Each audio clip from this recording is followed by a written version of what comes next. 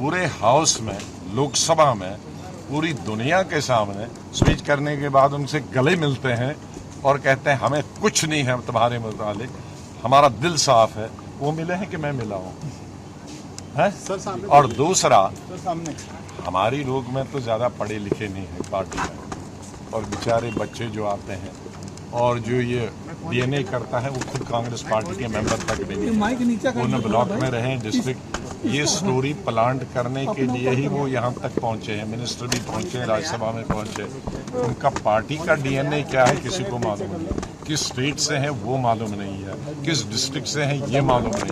पहले तो अपना वो डीएनए चेक कराएं, वो कहाँ के हैं, किस पार्टी के हैं। वो तो फ्रीलांसर थे कुछ साल पहले, 96-97-98 गवर्नमेंट में वो किस गवर्नमेंट के लिए काम कर रहे थे एज मुलाजम में, हमारी गवर्नमेंट नहीं थी, किसकी मुलाजम थे वो। तो उनका डीएनए चेक करें कि किस किस पार्टी में उनका डीएनए रहा। जो हाउस में बैठकर बीजेपी को स्लिपें भेजता था और एज लीडर अपोजिशन में पहली स्लिप से देखता था, उनकी स्लिपें उसको आती थी, इनकी स्लिपें उसको जाती थी। दिन में तकरीबन 100 स्लिपों का उनके बीच में एक्सचेंज होता था। वो हमारा डीएनए चेंज करे।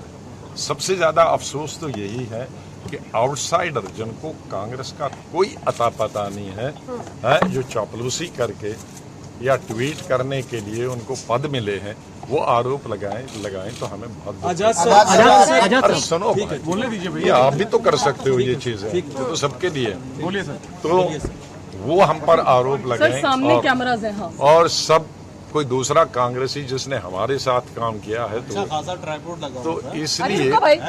और मैं ये कह रहा था कि आप पढ़े लिखे लोग हैं, आपने मोदी साहब की एक स्पीच देखी, और अगर किसी को इतना अनपढ़ और जाहिल है कि उस स्पीच की कंटेंट्स पढ़े, जो स्पीच मोदी साहब ने की, उसने मेरे लिए नहीं लोया कि गुलाम नबी जाएगा हाउस से तो मेरा खाना हजम नहीं होगा। उसने एक घटना के बारे में बात की।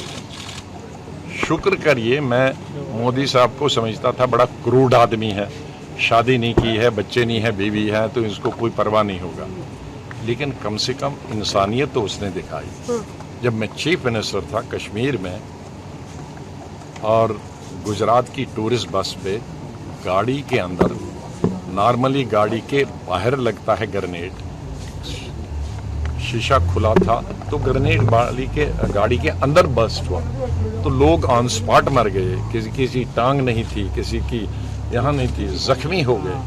तो जब सीएम का गुजरात का फोन आया तो आई वॉज क्राइंग, रो नहीं रहा था, क्राइंग जोर जोर से, तो मैं रो रहा था। तो मोदी साहब ने फोन मेरे ऑफिस वालों ने कान में दिया, तो मैंने कहा भाई मैं बात नहीं कर सकता हूँ। तो उन्होंने आवाज़ मेरे रोने की सुनी, तो फिर मैंने उनको यही कोई कहा, तुम उनको बताओ मैं अभी बात नहीं कर सकता, मुझे पहले इनकी टांगें बाजू जमा करने दो, अस्पताल में इनकी स्टिचिंग करने हैं, जो बच्चे हैं उनको इलाज करना है, जख्मी हुए हैं। फिर दिन भर वो किया, फिर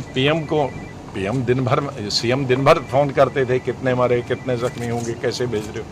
पीएम से मैंने जब फ़ोन किया कि मुझे 2 जहाज़ चाहिए, एक में जख्मी भेजने हैं और एक में मुझे जिंदा ये लाशें भेजनी।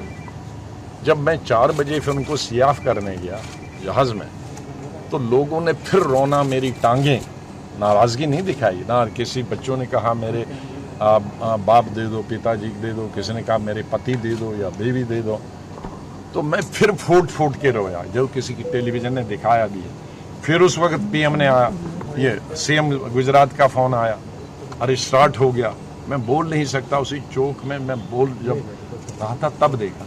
उसको देखकर उन्होंने किया तो ये कौन सी बुरी बात, ये मेरे लिए नहीं, उस घटना का वो उसने बताया।